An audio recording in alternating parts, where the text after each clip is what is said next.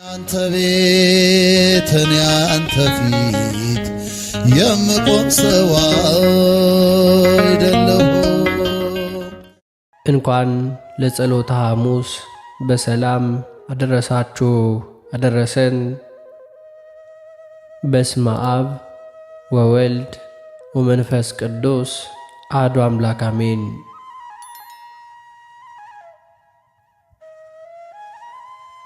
አንድ አምላክ በሚሆን በአብ በወልድ በመንፈስ ቅዱስ ስም እናምናለን። ዛሬም ዘወትርም ለዘላለሙ አሜን።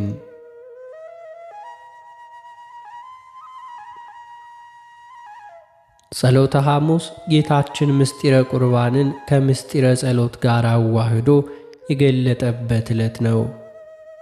በወንጌል እንደተጻፈው ፋሲካውን የሚያከብርበት ቀን ሲደርስ ጌታችን ኢየሱስ ጴጥሮስና ዮሐንስን ሄዳችሁ ፋሲካን እንበላ ዘንድ አዘጋጁልን አላቸው።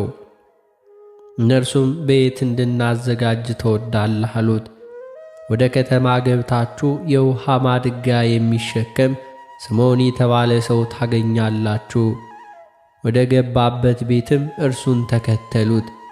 መምህር ከደቀ መዛሙርቶቼ ጋር ፋሲካ የሚደረግበት አዳራሽ ወዴት አለ ይልሃል በሉ።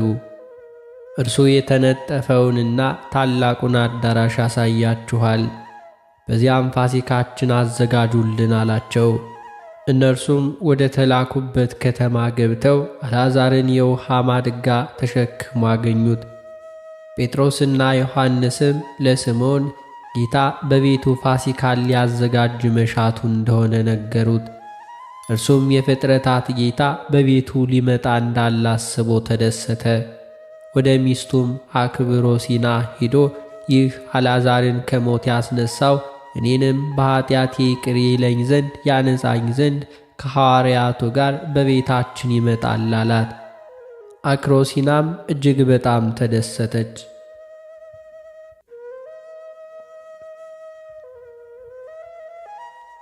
ጌታችንም ሲደርስ ከሐዋርያቱ ጋር በአንድነት መጣ። ስምዖንም ከቤቱ ወጥቶ ሮጦ ከጌታችን እግር ስር ወደቀ። ወደ ቤቱም ከሐዋርያት ጋር አስገባቸው። ይሁዳ ግን ይህንን ሰዓት አልነበረም፣ ውጭ ወጥቶ ከሻጭና ከለዋጭ ጋር ገንዘብ ሲደራደር ነበርና። ስምዖንም ለሚስቱ አክሮሲና ጌታና ሐዋርያት የሚገቡበት በእግራቸው የሚረግጡት ምንጣፍ እንድታነጥፍ አዘዛት። አክሮሲና ግን የጌታችንን መልክ አታውቀውም ነበር። ያን ጊዜ ደቀ መዛሙርቱ ጸሎት ሲጸልይ አይታ እንዲሁም ካንተ ውስጥ መምህሩ ማን ነው አለቻቸው። እነርሱም ዝም አሉ። መልከ መልካም ወደ ሆነውና የጌታ ወዳጅ ወደ ሆነ ዮሐንስ ተመልክታ እርሱ ይሆን ብላም ጠየቀች። ጴጥሮስ ግን ቀበል አድርጎ ጌታ ኢየሱስ ከውስጠኛው ክፍል ቆሞ ይጸልያል፣ ጌታ እርሱ ነው አላት። እርሷም ገብታ ሰገደችለት። ይሁዳም በመጨረሻው ሳጥን ተሸክሞ መጣ። ጠባቂውም እኔ የጌታ ደቀ መዝሙር ነኝ አለው። በር ጠባቂውም እለእስክንድሮስ የተነጠፈውን እስካነጥፍ ጠብቅ ብሎ እንዲሁ ዘለፈው። ልብሱንም አውጥቶ አስገባው።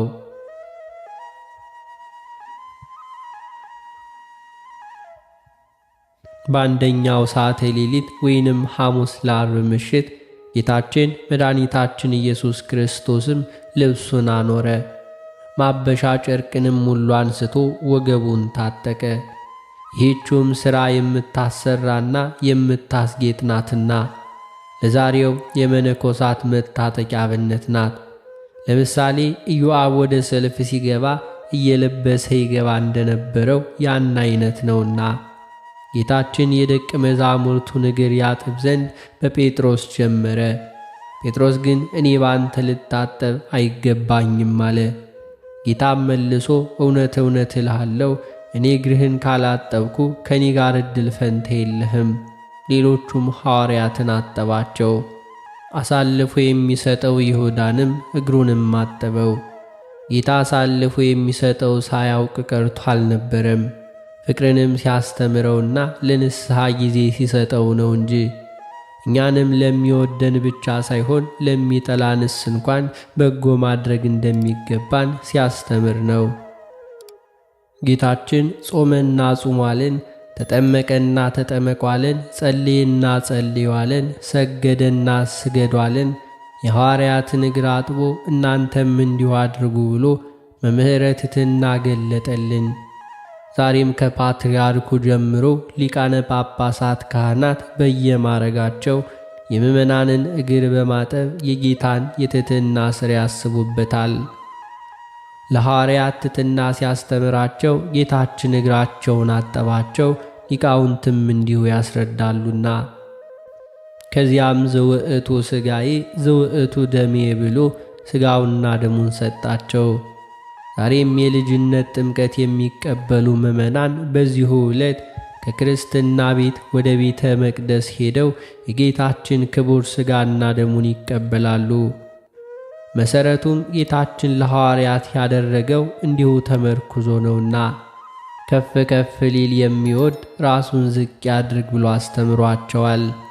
አባ ጊዮርጊስ በመጽሐፈ ምስጢር ጌታ ለጴጥሮስ እኔ እግራችሁን ካጠብኩ ከእኔ ጋር ዕድል ፈንታ የለኝም ያለውን ሲተረጉመው እኔ በአገልጋይ አምሳል እግርን ካጠብኩ አንተም ከበታች ላሉት ራስን ዝቅ ለማድረግ አትችልም፣ ራስን ዝቅ ዝቅ ካደረግ አለቃ ልትሆን አትችልም ለማለት ነው ብሎ ተርጉሞታልና። ጌታችን ደግሞ አምላክ ፈጣሪ መምህር ሳለ ዝቅ ብሎ እንዳጠባቸው እነርሱም ክህነታቸውና መምህርነታቸውን በትሕትና እንዲጀምሩ ሲያስተምራቸው ነውና።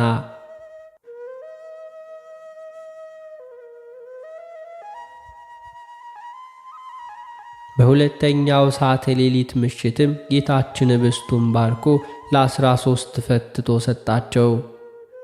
13ኛውን እርሱ የሚቀበለው ነውና፣ ነገር ግን ለእርሱ የሚረባና የሚጠቅም አይደለም። ዘውእቱ ሥጋዬ ዘውእቱ ደሜ ብሎ ኅብስቱን ባርኮ ይህ ሥጋዬ ነው እንካችሁ ብሎ ወይኑንም ባርኮ ይህ ደሜ ነው እንካችሁ ጠጡ ብሎ ሰጣቸው። 13 አድርጎ መፈተቱ ሐዋርያት እንዳይገርማቸው እንዳያስፈራቸው ነው። እርሱም እንዲሁ ቀምሷ ቀመሳቸው እንዲል አብነት ለመሆን ነው።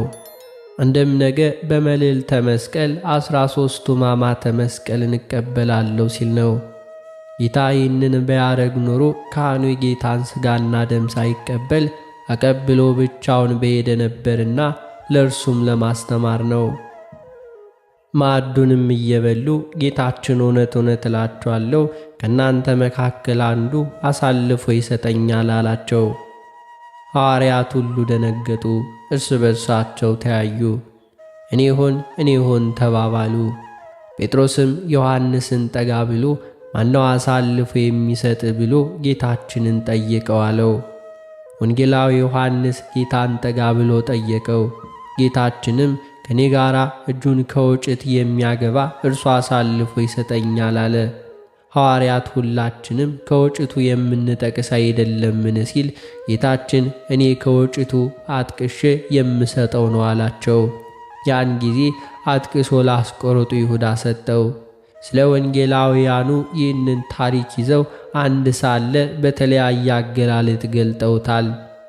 ይሁዳም እንደ ቸኮለ ሰው ይቅበዘበዝ ነበር። እርሱም ጌታን እንዴት አሳልፎ እንደሚሰጠው በልቡ እያሰበ ነበርና።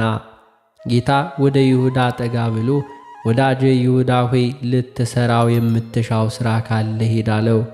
ይሁዳም ፈጥኖ ወጥቶ ወደ አይሁዳውያን ጌታን አሳልፎ ሊሰጥ ዋጋ ሊነጋገር ሄደ።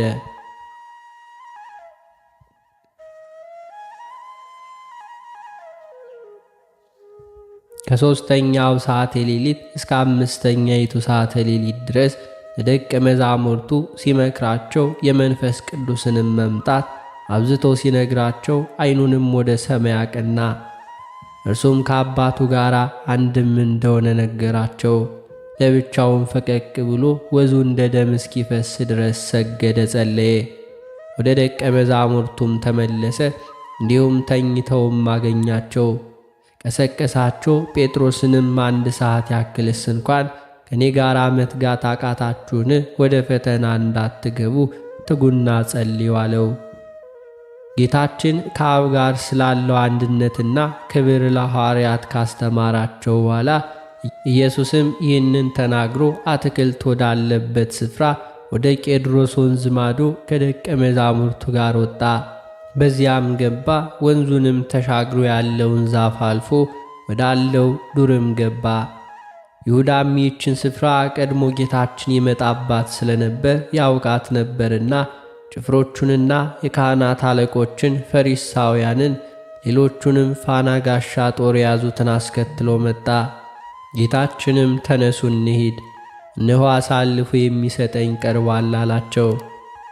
ወደ እርሱም መጥቶ ቀረበ። ይሁዳም ወደ እርሱ ቀርቦ መምህር ሆይ ቸሩ ለሃል፣ ሰላም ላንተ ይሁን ብሎ ሳመው።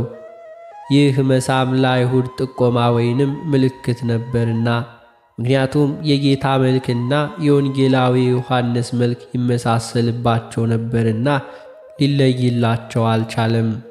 ጌታችንም እንደዚሁ የሰውን ልጅ በመሳም አሳልፈ ትሰጠዋለህን አለው።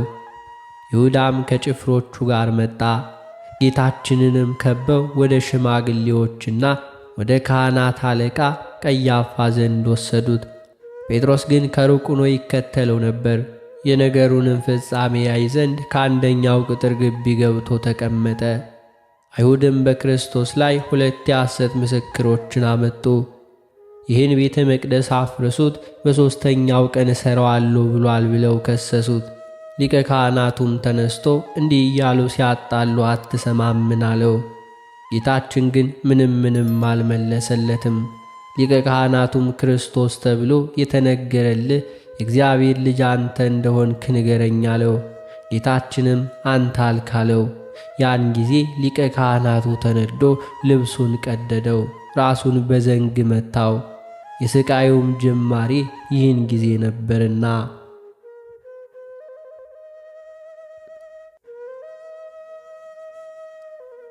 ጸሎተ ሐሙስ በቤተ ክርስቲያን በተለያዩ ሥርዓቶች ሲፈጸምና ሲታሰብም ይውላል።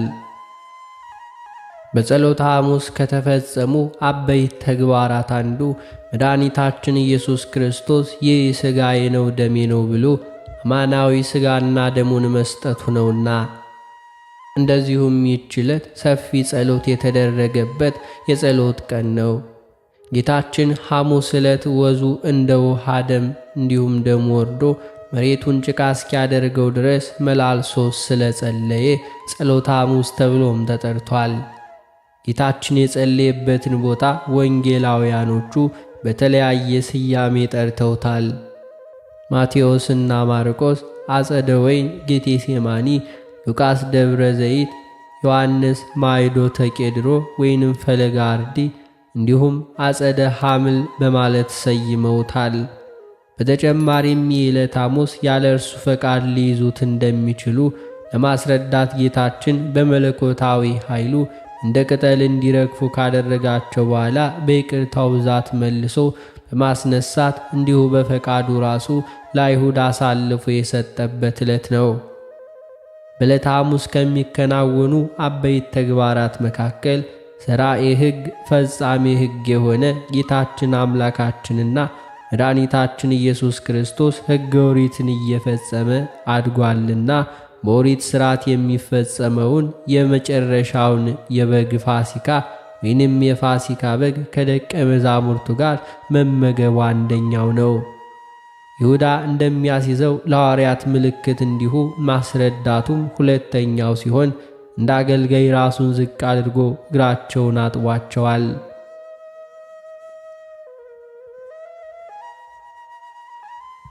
ጌታችን አምላካችንና መድኃኒታችን ኢየሱስ ክርስቶስ የደቀ መዛሙርቱን እግር ካጠባቸው በኋላ እናንተ መምህርና ጌታ ትሉኛላችሁ፣ መልካም ትላላችሁ።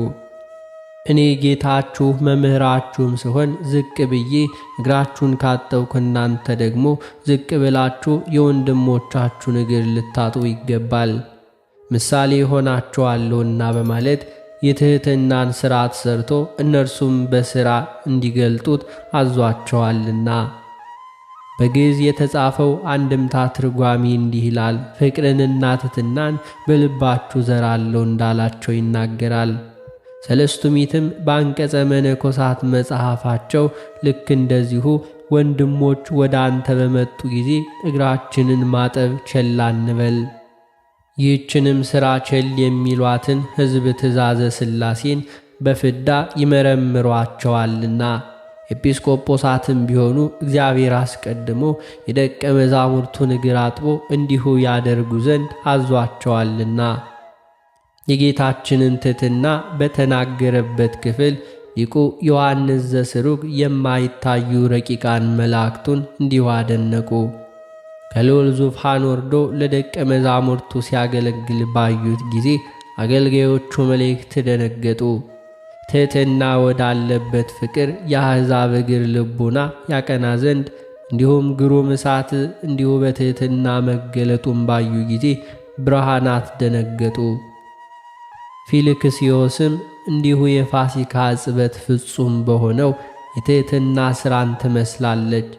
አባ ጊዮርጊስ ዘጋስጫም በመጽሐፈ ምስጢሩ ጌታችን ወደ ስምዖን ጴጥሮስ በደረሰ ጊዜ ጴጥሮስ አባቱ እግሬን ሁሉ የምታጥበኝ አንተ ነህ አለው።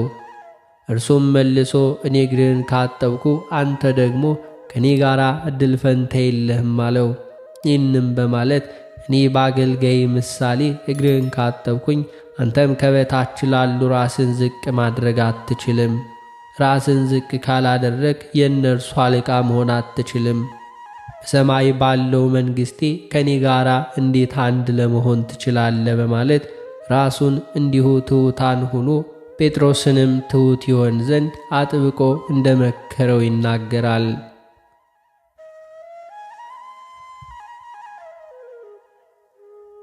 በቅዱሳት መጻሕፍት መነሻነት ዘውትር በግልጥ ሲከናወን የኖረው አሁንም ባለማቋረጥ እየተከናወነ የሚገኘው ለወደፊትም የሚከናወነው የቅዱስ የሆነው የኢትዮጵያ ኦርቶዶክሳዊት ቤተ ክርስቲያን ትውፊት ሥርዓት ወደ ጎን በመተው ግምታዊ ልማድን እየተከተለ የሐዋርያት ጥምቀት በዕጽበተ እግር ነው፣ እኛ የዳነው በዕጽበተ እግር ነው የሚሉ ሰዎች አሉ። ቤተ ክርስቲያናችንም ስታጠምቀን እንዲሁ ቅባ ቅዱስም ስትቀባን ከራስ ጀምራ ነው። በመጨረሻ ላይም እፍ ብላ መንፈስ ቅዱስን በማሳደር ነው እንጂ እግርንም በማጠብ አጥምቃም አታውቅም። ይኸውም ከሐዋርያት የተገኘ ከሐዋርያትም ሊያያዝ የመጣ ትውፊትና ቅዱሱ ነው እንጂ እንዲሁም ዓለም የተፈጠረ አዲስ ባህል አይደለም። ስለዚህም የጸሎተ ሐሙስ ሕጽበተ እግር ጥምቀት ሳይሆን ፍጹም ትሕትና ሰርቶ ለማሰራት ጌታችን የፈጸመው ተግባር ነው። ይህንንም ያለ ጥርጥር ልንቀበለውና ልንተገብረው ይገባል። ከዚህም ሌሎች ሐዋርያት ጥምቀት አንዳንዶቹ ተከተሉኝ ሲላቸው ነውና፣ አንዳንዶቹም ደግሞ በበዓለ ሃምሳ መንፈስ ቅዱስ በወረደላቸው ጊዜ ነው ይላሉ። ይህም ሁሉ አባባል ግን መጽሐፍ ቅዱሳዊ አይደለም፣ በመጽሐፍ ቅዱስ ማስረጃ ያልተደገፈ ግምታዊ ሐሳብ ነው እንጂ። በዕለተ ሐሙስ በተከናወነው ዕጽበተ እግር ሐዋርያት እንደተጠመቁ የሚናገሩ ብዙዎች ናቸው። ነገር ግን ይህ ሕጽበት መድኃኒታችን ክርስቶስ ወሰንና አቻ የሌለው ፍጹም ትሕትናውን የገለጠበት ምስጢር እንጂ ጥምቀት እንዳልሆነ ብዙ መጻሕፍቶች ይስማማሉ። ከዚህም በላይ የተዘረዘሩ መጻሕፍት በሙሉ ጌታችን ኢየሱስ ክርስቶስ የደቀ መዛሙርቱን እግር ማጠቡ ትሕትናውን ለመግለጥ እንደሆነ በማያሻማ ሁኔታ አረጋግጠዋል። ሐዋርያት በዚያን ጊዜ በዕጽበተ እግር ተጠመቁ የሚል ግን ማኅበረ ሐዋርያት ከባስልዮስ መጽሐፍ አገኘን ብለው ከጠቀሷት አንዲት ጥቅስ በስተቀር ሌላም አልተገኘም። ከዚህም በላይ ልናስተውሎ የሚገባው ቁም ነገር ቅዱስ ጳውሎስ ጌታ አንድ ነው፣ ሐዋርያት አንዲት ናት፣ ጥምቀት አንዲት ናት ባለው መሠረት ሰለስቱ ምዕት በጉባኤ ኒቅያ በተናገሩት የሃይማኖት ጸሎት መሠረት ኃጢአት በሚሰረይባት በአንዲት ጥምቀት እናምናለን ከማለታቸው ባሻገር ጥምቀት እንዳይደገም እንዲሁም እንዳይከለስ በፍትሐት መንፈሳዊ ከልክለዋልና።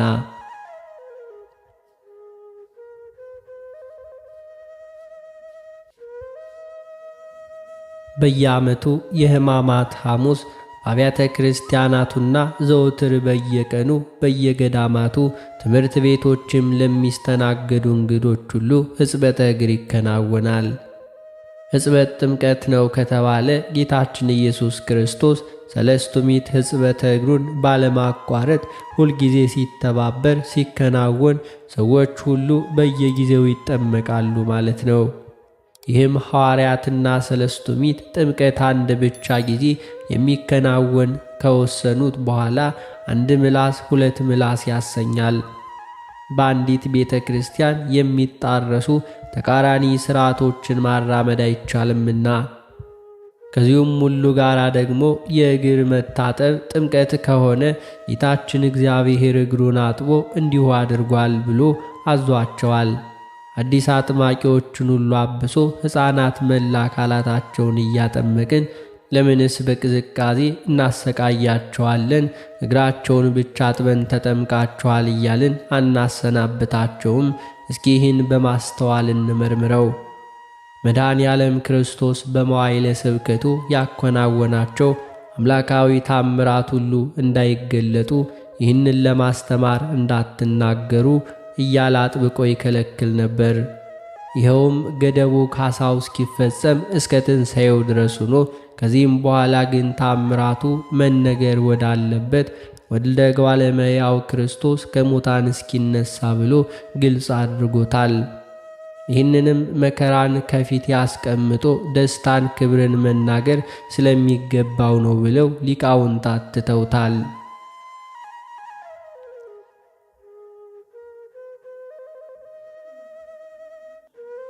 እንዲሁም የጸሎተ ሐሙስ ቅዳሴ የሚከናወነው በመጠነ ድምፅ ሲሆን እንደ ደውል ቃጭል የምንጠቀመው ጽናጽልን ነው።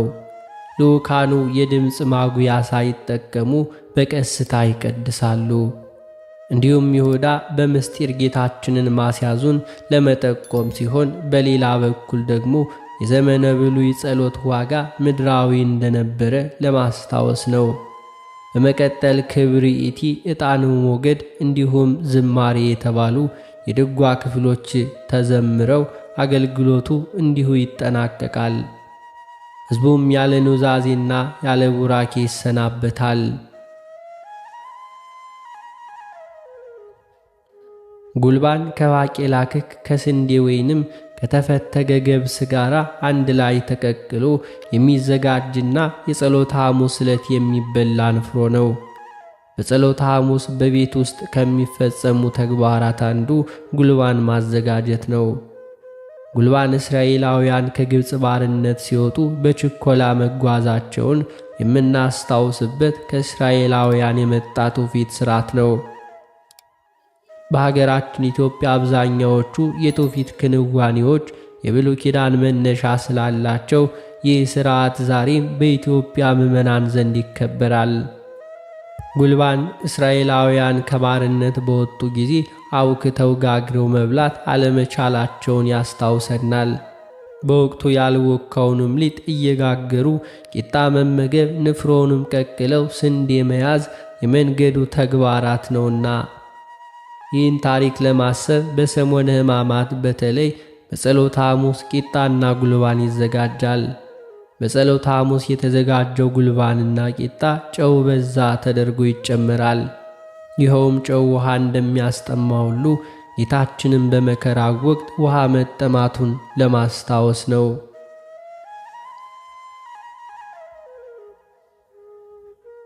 አነሳስቶ ላስጀመረን አስጀምሮ ላስፈጸመን ለጌታችን ለአምላካችን ለመድኃኒታችን ለኢየሱስ ክርስቶስ ፍጹም ምስጋና ይግባው ዛሬም ዘወትርም ለዘላለሙ አሜን። አነሳስቶ ላስጀመረን አስጀምሮ ላስጨረሰን ለልዑል እግዚአብሔር ክብር ምስጋና ይገባል ለዘላለሙ አሜን።